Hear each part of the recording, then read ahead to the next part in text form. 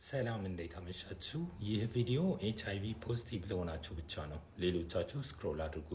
ከቻላችሁ ኮፒ ሊንክ ካረጋችሁ በኋላ ስክሮል ብታረጉ ደስ ይለኛል፣ ቪዲዮን አቅም ለመስጠት። እንግዲህ ባለፈው የኤችአይቪ ዴቲንግ ፕላትፎርም እያመቻቸን ነበረ።